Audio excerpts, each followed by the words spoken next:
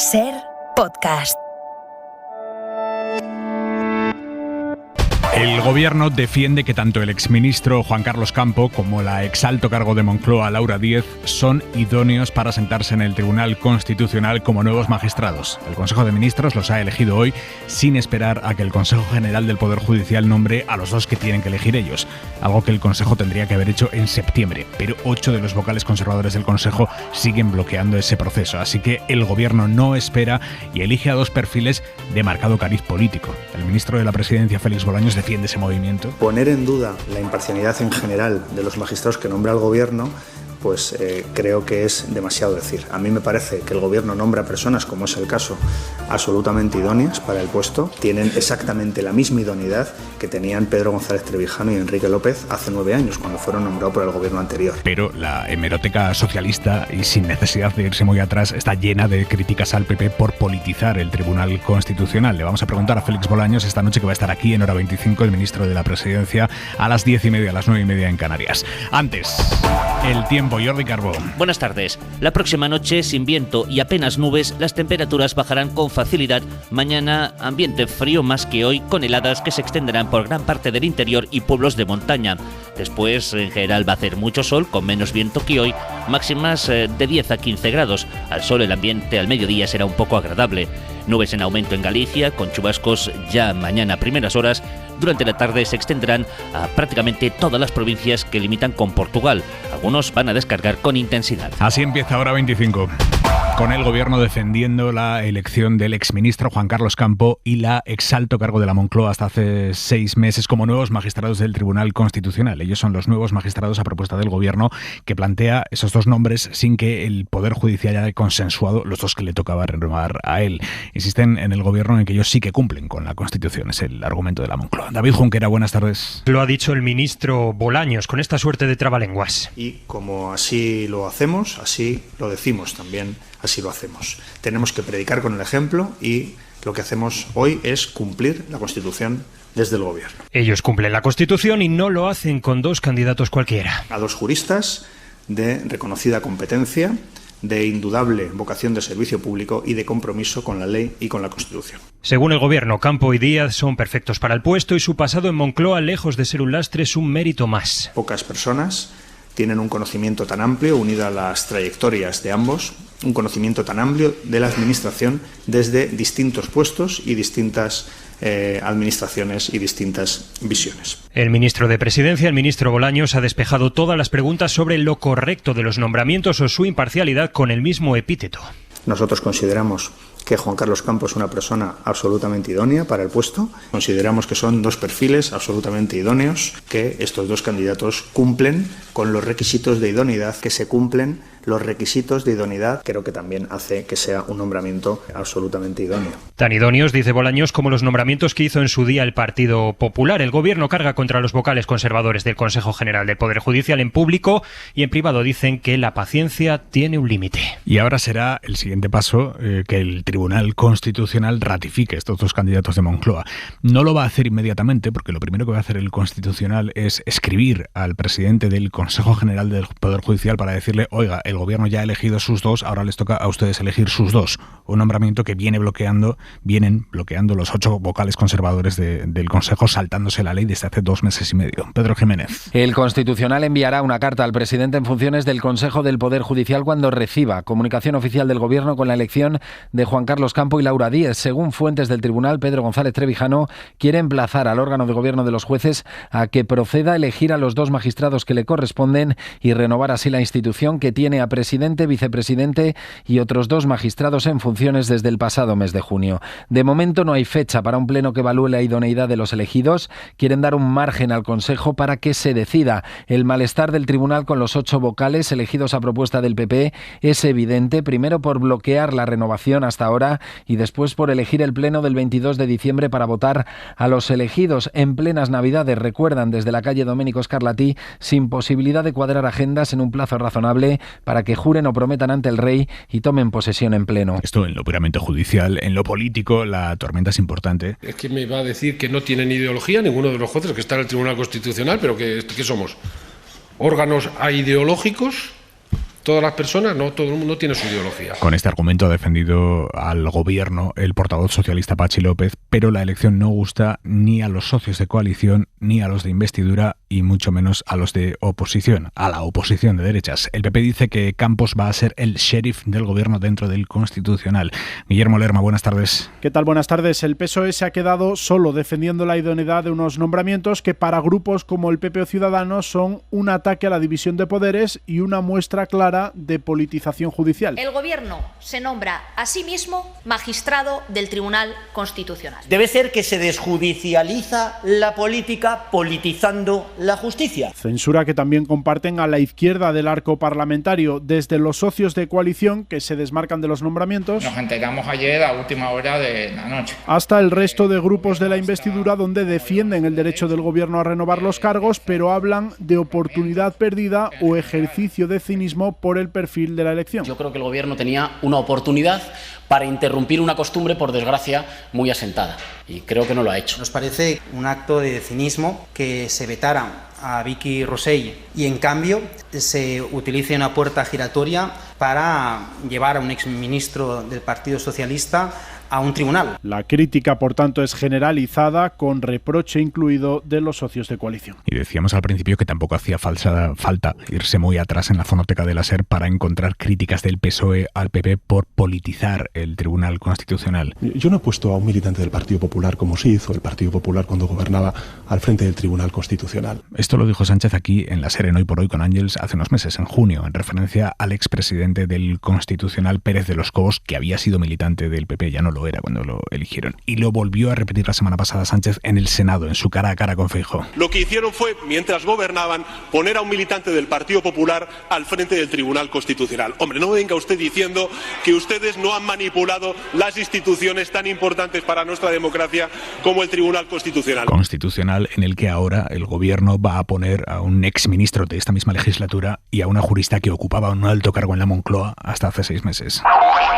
El Tribunal Supremo se ha pronunciado hoy por primera vez sobre el caso sobre la ley del solo sí es sí, y además con un caso muy mediático, que es el caso Arandina, 2 futbolistas condenados a 3 y 4 años de cárcel por agredir sexualmente a una menor. El Supremo les ha subido las condenas a los 2 hasta los 9 años, pero advierten los jueces de que sin la nueva ley del solo sí es sí, les habría condenado a 1 año más de cárcel a cada uno, a 10, que es lo que pedía la Fiscalía. Con esta decisión, el Tribunal Supremo avala de alguna manera las rebajas de penas, aunque insiste en que hay que estudiar caso por caso, Pedro. El Supremo usa el caso de la Arandina para abrir la puerta a la rebaja de la condena a agresores sexuales en aplicación de la ley del solo sí es sí, bajo el principio de aplicar la ley penal más favorable cuando beneficia al reo. El Gobierno acata y estudia ya la sentencia. Pilar Llop, ministra de Justicia. Se trata de una ley que lo que hace es cambiar todo un modelo de política criminal sobre los delitos contra la libertad sexual y estirar el arco penológico. Y esto, lógicamente, ha supuesto que se tenga que hacer una redistribución de las penas. El alto tribunal ha elevado a 9 años la pena a los 2 exfutbolistas que agredieron a una niña de 16 años, 1 año menos de lo que pedía la Fiscalía. Los magistrados subrayan que la ley de igualdad podrá aplicarse en beneficio del reo, pero analizando caso por caso y no de forma global. El nombramiento de los magistrados del Tribunal Constitucional es solo el último de una serie de desencuentros que acumulan esta semana los socios de gobierno, PSOE y Unidas Podemos, a cuenta de la ley trans o la ley de familias, que según anunció el Ministerio de Yone Belarra se iba a aprobar hoy en Consejo de Ministros, pero no ha sido así, se ha retrasado. Pablo Echenique, portavoz parlamentario de Unidas Podemos, ha deslizado hoy que el PSOE está retrasando leyes sociales por cálculos electorales. No queremos pensar que el PSOE esté haciendo algún tipo de cálculo político o electoral después de la aprobación de los presupuestos, pero es verdad que las señales preocupantes se van acumulando. Contesta la ministra Isabel Rodríguez, portavoz del Gobierno. Creo que este Gobierno está siendo extraordinariamente útil para la vida de los españoles y de las españolas en un momento de especial dificultad. Y, por tanto, lo que reivindica el Gobierno es su propia acción, no el debate previo, sino la acción final. Y otro debate interno abierto es el de la reforma de las pensiones, porque la vicepresidenta, ministra de Trabajo, Yolanda Díaz, se ha desmarcado claramente del planteamiento del ministro de Seguridad Social, José Luis Escrivá, que quiere aumentar el periodo de cálculo de las pensiones de 25 a 30 años, aunque dejando fuera los 2 peores años para el trabajador. Es, desde luego, un endurecimiento del acceso a las pensiones de jubilación que nosotras no podemos podemos compartir. Esto no es recuperar derechos, es recortar derechos. Pasado mañana habrá una nueva reunión entre el Ministerio de Seguridad Social y los sindicatos y la patronal para seguir perfilando la reforma. Ni la patronal ni los sindicatos están especialmente entusiasmados con este plan que les puso ayer Escrivá encima de la mesa, pero desde el Ministerio insisten en que ese nuevo modelo de cálculo beneficiaría claramente a 1 de cada 3 trabajadores, los que no tienen una vida laboral lineal, los que en su carrera no van de cobrar menos a cobrar más, que es lo habitual. Elsa Llorente. Quizá conozca a alguien que en los últimos años de su carrera ha tenido un bache laboral, ya sea algún tiempo en paro o una bajada de sueldo. A esas personas de carreras irregulares son a las que beneficiaría la propuesta del Ministerio de Seguridad Social. Han detectado que 1 de cada 3 trabajadores está en esta situación. Nosotros hemos consultado a expertos en seguridad social y ellos han calculado que con esta ampliación del periodo de cómputo ganarían de un 5 a un 7% más de pensión. Pero estos son 1 de cada 3. Para el 70% restante, dicen los expertos que no es mejor, porque en carreras lineales, para entendernos, uno que empieza de becario y acaba de jefe, se añaden años en los que probablemente cobrará menos y esto repercutirá en su pensión. De todas formas, fuentes sindicales nos dicen que desde Seguridad Social no les han dado ninguna estimación de lo que supone esto, aunque es una reforma comprometida con Bruselas. En 2 días, nueva reunión de pensiones. Pensiones que ya sabemos cuánto van a subir el año que viene. Un 8,5% subirán las pensiones el año que viene. Es la primera vez que la subida la determina la inflación media de los últimos 12 meses. Este incremento supone que la pensión media subirá 92 euros y se situará en 1.185 euros mensuales. La pensión máxima subirá más, casi 240 euros, y se acercará a los 3.060 mensuales. Para las pensiones de jubilación, la media también se incrementará más de 100 euros y pasará de los 1.257 euros actuales a los 1.363 a partir del próximo 1 de enero. Estas subidas del 8,5% afectan a las pensiones contributivas y supondrán un coste aproximado de 13.500 millones de euros. También subirá un 8,5% el ingreso mínimo vital, mientras que las pensiones no contributivas subirán más, un 15%, según acordó el Gobierno con Bildu la semana pasada. Información de Jordi Fábrega. Hora 25. Aimar Bretos. No ha habido consenso en el Congreso, entre los grupos, sobre qué hacer con los ataques verbales de Vox. El debate cobró fuerza tras lo que pasó la semana pasada con Irene Montero y tanto en la mesa como en la Junta de Portavoces se ha debatido cómo atajar el problema de las faltas de respeto de la extrema derecha, pero sin resultados por ahora. Unidas Podemos plantea, por ejemplo, endurecer el código ético para que además de controlar los regalos de los diputados haya también normas de comportamiento, pero desde otros grupos como Más País, el partido de Rejón, alertan de que eso solo daría más protagonismo a la extrema derecha. Son Jaume Asens y Rejón. Ya existen códigos éticos de estas características que permiten hacer propuestas de sanción que van desde la amonestación pública hasta la multa. Yo creo que en España la ultraderecha está de capa caída. Y yo no creo que convenga devolverle un protagonismo que está perdiendo. Justo esta tarde hemos visto en el Congreso un nuevo episodio de aspavientos de Vox, esta vez con Gómez de Celis, el vicepresidente de la Cámara, siendo mucho más contundente que la semana pasada, pese a que el tono de la ultraderecha hoy no ha sido ni parecido. Y premia a filotarras, nacionalistas y golpistas. A Pepe PSOE le voy a recordar... Señoría, un momento, por favor. Le pido que retire el calificativo filoetarra, por favor. Por primera vez le llamo al orden... Así le ha pedido a la diputada Patricia Rueda de Vox que retire esa expresión de filoetarra. Ella se ha negado. No la voy a retirar, señoría. Por segunda ocasión, y le advierto que a la segunda llamada le tengo que advertir, que a la tercera le retiro la palabra. Ha llegado la tercera llamada al orden y Gómez de Celis le ha retirado la palabra a la diputada. No tiene la palabra. Y me estás coartando, me estás quitando... Señoría... No tiene la palabra. Por favor, abandone el escaño, por favor. Abandónenlo, por favor. Y en protesta todos los diputados de Vox han salido del Pleno. Además de los numeritos en el Congreso, Vox también fía su altavoz a una serie de asociaciones desplegadas por los territorios que se comportan como satélites de la extrema derecha. Asociaciones, podríamos decir, camufladas, con nombres aparentemente apolíticos, pero que en realidad defienden punto por punto los postulados de Vox para que parezca que el partido tiene mucho más apoyo social. Sara Selva. Son los tentáculos de la ultraderecha, Anavid, AMPI, Nostraterra o Mi Barrio Seguro, asociaciones que defienden las ideas de Vox, que organizan manifestaciones en contra del gobierno y que acuden incluso al Congreso, invitados por la ultraderecha. Nuestro único objetivo aquí es dar voz a los que no tienen voz. Se presentan como asociaciones independientes, pero sus miembros tienen cargos orgánicos en Vox. La presidenta de Nostraterra trabaja para Vox Coslada. La de Anavid, que niega la violencia machista, es afiliada del partido. La portavoz de AMPI, también con un discurso antifeminista, trabaja para Vox Terrassa. Y el presidente de Mi Barrio Seguro, que alimenta la alarma en torno a la ocupación,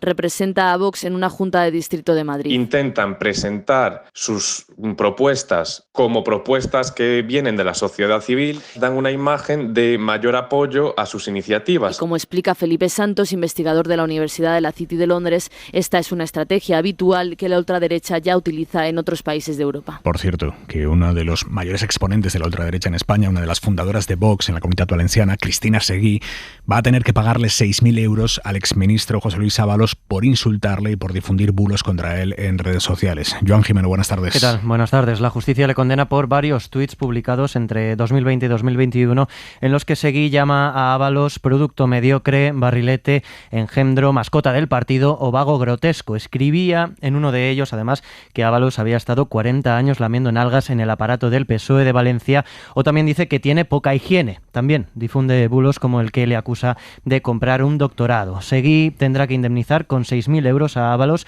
por dañar su honor. También debe eliminar los tuits y difundir además el contenido de la sentencia en sus redes sociales. En poco más de una hora, el Senado de Estados Unidos va a empezar a votar una ley para blindar el matrimonio homosexual en todo el país y que no pase como sucedió con el aborto, que el Tribunal Supremo, de mayoría conservadora, lo desprotegió. En aquella sentencia del aborto, uno de los jueces sacó la patita, no solo cargaba contra el derecho al aborto, sino que también pedía que se revisaran las sentencias que permitieron legalizar el matrimonio homosexual en Estados Unidos. Y ahora, para cerrar esa vía, los demócratas han impulsado una norma federal que blinde el matrimonio homosexual antes de que el Supremo pueda tumbarlo. Corresponsal en Washington, Sara Canals, buenas tardes. ¿Qué tal? Buenas tardes. Esto lo impulsan los demócratas. ¿Va a salir adelante? ¿Hay visos de que salga adelante? Sí, en principio sí, y es que de hecho el Senado votó a favor de esta ley en primera lectura hace unos días en una sesión que aquí ya se considera histórica porque era el paso más complicado para sacar adelante el proyecto. 12 senadores republicanos se sumaron a los 50 demócratas y lograron superar la mayoría, 60 escaños, para evitar un posible bloqueo. En este sentido también es significativo, por ejemplo, el apoyo de la Iglesia mormona a esta ley o de republicanos más conservadores como podrían ser Mitt Romney. Hoy en esta última votación, en principio, ocurrirá lo mismo, se va a aprobar, después volverá a la Cámara de Representantes y el último trámite es la firma del presidente Joe Biden, un proceso que se está intentando cumplir antes de que termine el año y se renueve otra vez el Congreso. Hay que tener en cuenta también que el matrimonio homosexual es legal desde 2015, pero como decías, esta iniciativa surge a raíz de la revocación del derecho al aborto del Tribunal Supremo. Gracias, Sara. Desde Washington, aquí en España, un ayuntamiento de la provincia de Valencia, Albalat dels Tarongers, ha roto relaciones con el cura del pueblo por sus sermones machistas y homófobos. Según ha anunciado la alcaldesa, van a reprobar al párroco porque se dedica en misa a hablar de los homosexuales como endemoniados, a decir que tendrían que estar muertos, a decir que las mujeres tienen que soportar los malos tratos y hacerles la cena a los maridos y esas cosas. La alcaldesa dice que las quejas de los vecinos son constantes y por eso van a reprobar al cura en el pleno. Él, el cura, asegura que han tergiversado sus palabras. Valencia, Inma Pardo. La alcaldesa de la localidad, Maite Pérez, explica que por mayoría todos los grupos del Ayuntamiento de Albalat dels Tarongers aprobarán en un pleno extraordinario la condena al cura por sus sermones machistas y homófobos. Feligreses de todas las edades así lo explican en declaraciones a Apunt. La mujer cuando llega el hombre a casa le tiene que poner las zapatillas y la cervecita. Lo que son les persones homosexuals tenien que estar mortes. Que está bien que soporte los maltratos. Yo un día estuve a punto de levantarme y saltar y decirle, ¿pero tú te has leído la Biblia? Porque en la Biblia no pone nada de eso. El cura lo niega todo, dice que se han tergiversado sus palabras, lamenta el daño que se ha hecho a la Iglesia y en un comunicado a través del arzobispado asegura que perdona las calumnias realizadas contra su persona. En Barcelona, hoy un hombre ha encontrado en un contenedor de basura un cadáver en pleno centro de la ciudad, en el Eixample. El cuerpo estaba descuartizado, estaba dentro de una maleta y quien ha avisado era un hombre que estaba buscando entre la basura y se lo ha encontrado ahí. Radio Barcelona, Andrea Villoria. Sí, este chatarrero se ha dado el susto de su vida cuando ha abierto la maleta. Enseguida ha ido a buscar ayuda en varios trabajadores de la zona que se han arrimado al contenedor y han confirmado lo que les había contado, que en la maleta había el torso desnudo y descuartizado de un hombre. Los Mossos enseguida han perimetrado la zona, impidiendo el paso de curiosos. Pasaba por aquí, estaba cerrada la calle y he visto un policía abriendo una maleta, como un violín. Los máximos responsables de investigación de los Mossos y también la comitiva judicial al completo, juez, forense y fiscal, han comprobado con sus ojos el hallazgo. Ahora la autopsia y el análisis forense deberán confirmar que se trata de un hombre, intentar identificarle y comprobar si hay más restos. Para ello, se han llevado todos los contenedores de la calle. Los Mossos buscan ya posibles testigos y revisan las cámaras de la zona para poder dar con la persona que ha intentado deshacerse del cadáver. La mirada de Xavi Vidal Folk. Y ahora, ¿quién creerá que la justicia es independiente? El gobierno, harto del bloqueo conservador, nombra 2 magistrados del Tribunal Constitucional, a lo que tiene derecho. Nada que objetar. Elige a 2 juristas de reconocida competencia. Nada que objetar.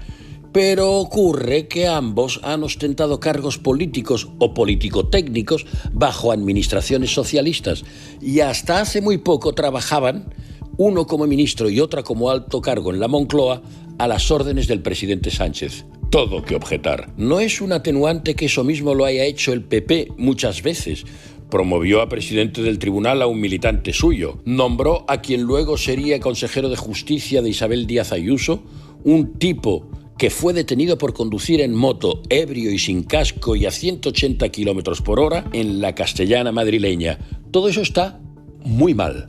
Está peor. Pero no justifica designar jueces del propio partido y que hayan trabajado bajo la disciplina del gobierno. Porque ¿qué garantías, qué confianza tienen los que buscan justicia, sobre todo si son de otra familia política o ideológica, si el árbitro está decantado? Claro que siempre es posible mantener la independencia de criterio y las propias convicciones, incluso ante un pelotón de fusilamiento. Pero no es el qué, sino el cómo. Los miembros de un tribunal no solo deben ser independientes, deben parecerlo, como la mujer del César, que además de ser honesta, no podía provocar dudas de que lo fuese. La excusa gubernamental de que el Constitucional no es estrictamente un órgano judicial es irrelevante.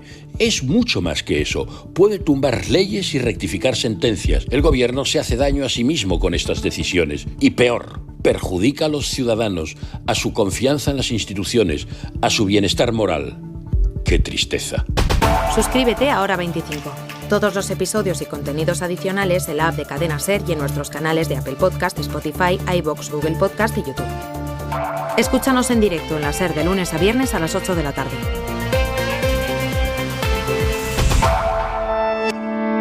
Cadena SER. La radio.